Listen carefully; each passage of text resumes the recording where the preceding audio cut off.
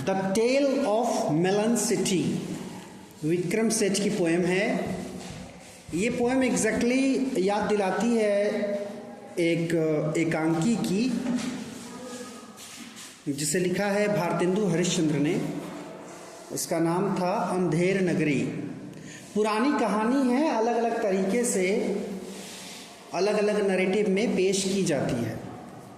जैसे एक ट्रेंड है फिल्मों का, साउथ में कोई फिल्म बनती है अलग अलग भाषाओं में, फिर बॉलीवुड वाले उसी को कॉपी करते हैं, वही फिल्म हिंदी में बनाते हैं। कहानी वही रहती है, कभी कभी नाम बदल जाते हैं और जो रोल करने वाले अभिनेता हैं वो बदल जाते हैं, कई बार सेटिंग्स भी बदलती हैं, लेकिन मेन कहानी वही रहती है। तो इसके साथ भी वही है, अंधेर नगरी वाली कहानी वैसी ही है। उसमें जो एक लाइन बड़ी फेमस है, अंधेर नगरी चौपट राजा, टके शेर भाजी टके शेर खाजा। तो वहाँ पर राजा तो चौपट साफ लिखा हुआ है, लेकिन यहाँ पर राजा को बड़ा प्लेसिड दिखाया गया है, बड़ा जस्टिस वाला दिखाया गया है, और एक्चुअली वो भी सैटिरिकल ही है, व्यंग्यात्मक है। जब व्यंग्य की भाषा हम बोलते हैं, व्यंजना में हम बात करते हैं, तो हम बात जो कहते हैं उसका मतलब ठीक उल्टा होता है। जैसे कोई सुबह जगता हो 8 बजे तो उस पर व्यंग्य किया जाए, आजकल बहुत भोर भोर में जग जा रहे हो, क्या बात है, तो ये क्या है, व्यंग्य है। तो जो नहीं जगता होगा, जब वो ये सुनेगा तो उसको पता चल जाएगा कि ये सीधी बात नहीं हो रही। कहते ना आजकल बड़े लायक हो गए हो, तो लायक हो गए हो मतलब बिगड़ गए हो। तो भाषा जो है उल्टी चलती है व्यंग्य में, तो यहाँ भी व्यंग्यात्मक भाषा है। The following poem is taken from Mappings, which was published in 1981 and is included in the collected poems by Vikram Seth.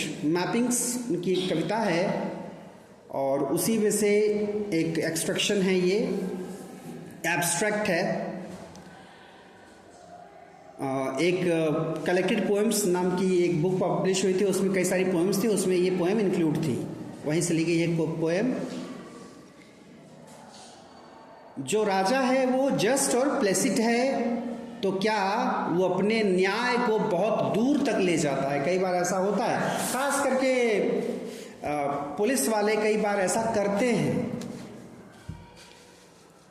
इसके लिए थोड़ी पुलिस की कार्रवाई थोड़ी बदनाम भी होती है। कई बार ऐसा होता है कि कोई क्राइम होता है, कोई अपराध होता है, तो उस अपराध को करने वाला कोई न कोई दोषी अपराधी होता ही है। जब वो अपराधी नहीं मिलता तो होता है कि भाई दिखाना तो होगा कि किसने अपराध किया, उसको हमने क्या कार्रवाई की है, किसको जेल भेजा है, तो किसी एक को पकड़ के जेल में बंद कर दिया जाता है।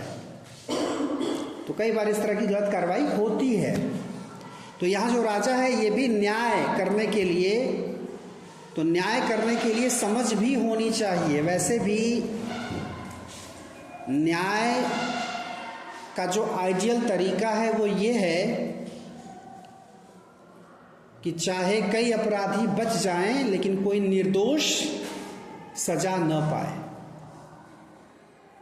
लेकिन वही है, जो आइडियल बातें हैं, जो आदर्श की बातें हैं, वो किताबों में ज़्यादा रहती हैं। सच्चाई ये है कि कानून अंधा है, और जब सबूत मिल जाते हैं तो निर्दोष आदमी भी फंस जाता है, दोषी तो कई बार मुक्त हो ही जाते हैं। In the city of which I sing, there was a just and placid king. The king proclaimed an ark should be constructed that triumphantly would span the major thoroughfare to edify spectators there. तो राजा बड़ा न्यायी, उसकी कहानी, उसने एक arc बनवाना चाहा, एक गुंबद बनवाना चाहा, और ऐसा कि दूर से ही लोग देखें तो उसकी भव्यता को समझें। The workmen went and built the thing. They did so since he was the king. The king rode down the thoroughfare to edify spectators there. तो भाई राजा है, आदेश दिया तो काम पूरा हो गया, लोगों ने वो बना दिया, देखने गया। Under the ark he lost his crown. The ark was built too low. A frown appeared sat upon his placid face. The king said, "This is a disgrace." तो देखने गए राजा साहब तो थोड़ा नीचे बना था वो, उनका मुकुट टकरा गया और गिर गया, तो उनको लगा ये तो बड़ा अपमान हो गया मेरा। The chief of builders will be hanged, the rope and gallows were arranged.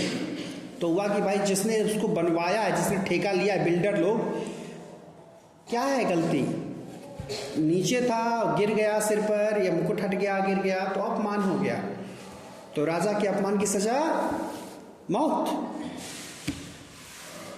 Normally कोई गवर्नमेंट जब इस तरह से बागी तो नहीं कहूँगा, पागल हो जाती है जब गवर्नमेंट, जब किसी को लगता है कि पावर हमारे हाथ में, हम कुछ भी कर सकते हैं, तो छोटी छोटी गलतियों पर ऐसी बड़ी बड़ी सजाएं दी जाती हैं।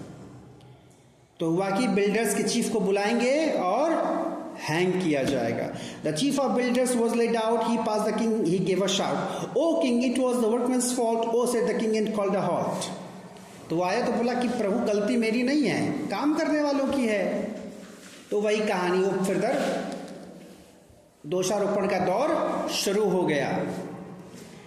To the proceedings being just and placid now, he said, "I must have all the workmen hanged instead." The workmen looked surprised and said, "O king, you do not realize the bricks were made of the wrong size." तो बोला था chief को हटाओ, workman को बुलाओ। Workman ने कहा कि देवता गलती हमारी नहीं है, जो ईंटें थी उसकी साइज गड़बड़ थी। Summons the masons, said the king. The masons stood there quivering. It was the architect, they said. The architect was summoned. तो जो बनाने वाले मेजन्स थे, मिस्त्री, ईंटों के साथ काम करने वाले, उनको बुलवाया गया फांसी देने के लिए। तो उन सबों ने कहा कि नहीं, जो आर्किटेक्ट था, जिसने वो खाका सब बनाया था बनाने का, गलती उसकी है। Well, architect, said His Majesty, I do ordain that you shall be hanged, said the architect. O king, you have forgotten one small thing. You made certain amendments to the plans when I showed them to you. तो architect ने कहा कि महाराज, मेरी गलती नहीं है, मैंने finally आपको दिखाया था, तो आपने कुछ उसमें इंप्रूवमेंट किए थे, कुछ बदलाव किए थे, कुछ सुधार किए थे। The king heard this. The king saw red. In fact, he nearly lost his head. But being a just and placid king, he said, "This is a tricky thing." बोला यार ये तो फसाव हो गया, पेच फंस गया, लेकिन भाई हम तो न्याय की मूर्ति हैं, हम न्याय करेंगे। I need some counsel. Bring to me the wisest man in this country. अच्छा, अपनी बारी आई तो सीधे सीधे नहीं करा तो मैं ही फांसी चढ़ जाता हूँ। पहले क्या बोला कि अब तो मुझे इस पर सलाह लेनी पड़ेगी, किसी बुद्धिमान आदमी को बुलाओ। The wisest man was found and brought, nay, carried to the royal court. और फिर राजा साहब के सामने बुद्धिमान आदमी को बुलाया गया। कैसा बुद्धिमान था, कैसा था भाई personality? He could not walk and could not see, so old. न तो देख पाता था, न तो चल पाता था, काफी बूढ़ा था। So old was he. But in a quavering voice he said, "The culprit must be punished. Truly the architect was that banged the crown off, and it must be hanged to the scaffold." The ark was laid when suddenly a counselor said, "How can we hang so shamefully? What touched your head, your majesty?" True, mused the king. By now the crowd, restless, was muttering aloud. The king perceived their mood and trembled, and said to all who were assembled, "Let us postpone consideration of finer points like guilt. The nation wants a hanging. Hanged must be someone, and that immediately." तो जब वो आया wise man, तो उसने कहा कि नहीं, गलती तो बड़ी है भाई, इसमें तो इसका पनिशमेंट होना चाहिए। फिर लोग जो है चिल्लाने लगे कि दंड दिया जाए, राजा का अपमान करने वाली चीज़ कैसे छोड़ दिया जाए।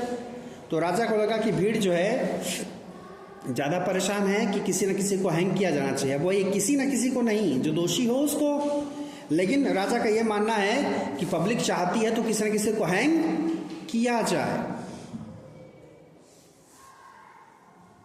The news was setup someone high, each man was measured by and by.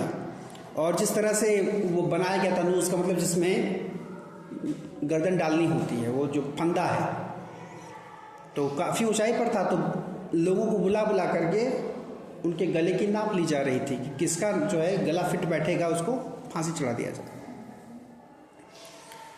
But only one man was so tall, he fitted one man, that was all, he was the king. लेकिन वो इस तरह से इस ऊंचाई पर बना था कि उतना, अब चूंकि वही है, लंबा था तभी तो लड़ गया गुंबद के, उससे उसका मुकुट लड़ गया। उतना टॉल कोई एक बंदा था तो राजा ही था। His Majesty was therefore hanged by royal decree, और इसलिए जब केवल वही एक रहे उसके लायक तो उन्हीं को क्या किया गया, हैंग कर दिया गया, उन्हीं को फांसी दे दी गई। तो कितने लायक मिनिस्टर्स हैं, इससे बात वही याद आती है। तो यहाँ पर मिनिस्टर्स क्या बोल रहे हैं कि भगवान का शुक्र है कि हमें कोई मिल गया हैंग करने के लिए। We had not done truly town might well turned against the crown, हम लोग भाई राजाज्ञा का विरोध कैसे कर सकते थे। Long live the king, the minister said, long live the king is dead। राजा की जय हो, राजा की जय हो, राजा मर गया। जय होने का मतलब जीवित होना होता है, विजयी होना होता है, और यहां क्या है, राजा मर गया। They pondered the dilemma, then being practical minded men sent out the heralds to proclaim in his former majesty's name, the next to pass the city gate will choose the ruler of our state। अच्छा, अब राजा मर गया तो भाई फिर तो कोई राजा बनेगा। अब उसके लिए क्या नियम होगा, तो उस गेट से होके पहला जो आदमी गुजरेगा उसको राजा बना दिया जाएगा। ये थी criteria. As is our custom, this will be enforced with the due। अच्छा, यही कस्टम था वहां का, तो शायद ऐसे ही कस्टम से वो राजा बना रहा होगा, इसलिए ऐसा था। A man passed by the city gate, an idiot, the guards cried, wait, who is to be the king? Decide, a melon, the idiot replied। तो फिर माने वो डिसाइड करेगा कि राजा कौन बनेगा। तो उससे पूछा कि भाई राजा कौन बनेगा, एक बेवकूफ कोई था, तो उसने कहा मेलन को राजा बना दिया जाए। मेलन मतलब तरबूज, है ना। This was his standard answer to all questions, he liked melons. उसको तरबूज बड़े पसंद थे, कुछ भी कोई पूछता था तो आंसर देता था melon. You are now our king, the minister said, crowning a melon. Then they led the melon to the throne and reverently set it down।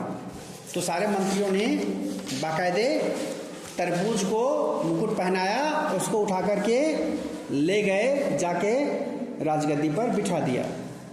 This happened years and years ago, when now you ask the people, so your king appears to be a melon. How did this happen? They say, well, on account of customary choice. If His Majesty rejoice in being a melon, that's okay with us. For who are we to say what he should be, as long as he leaves us in peace and liberty? तो कई सालों तक ये चलता रहा, वो melon ही रहा वहां पर। तो लोगों से पूछा जाता था कि भाई कैसा तुम्हारा राजा तरबूज की तरह दिखता है। तो लोगों ने कहा कि क्या फर्क पड़ता है, ये हमें शांति से रहने देते हैं। राजा साहब को तरबूज बन के ही रहने का मन है तो तरबूज बन के रहें, हमें शांति से रहने दें और आज़ादी से रहने दें। The principles of laissez faire seems to be well established there. तो लेसास फेयर वही होता है कि जिसमें सारे लोग संतुष्ट रहें, तो सब ठीक है। तो ये बाकायदे बहुत अच्छे से अप्लाइड है। हिंदी वर्जन जो था टके शेर भाजी टके शेर खाजा वाला, अंधेर नागरी चौपट राजा टके शेर भाजी टके शेर खाजा। अब उसमें क्या दिक्कत है, वही है, दिखने में तो बड़ा अच्छा लग रहा है। आप लोगों को अगर मौका मिल जाए कि किसी ऐसे शहर में रहने का जहाँ सब कुछ 1 रुपये में मिलता हो तो मज़ा आ जाए। लेकिन ऐसा अगर होगा, ऐसा अगर करना होगा तो उसका मतलब है कि देश की या राज्य की या उस जगह की इकोनॉमी गर्त में चली जाएगी। जब किसी को भी कोई चीज़ बहुत कम दाम में मिलती है या बहुत सस्ते या फ्री में मिलती है, उससे देश की इकोनॉमी पर असर पड़ता है, बुरा असर पड़ता है।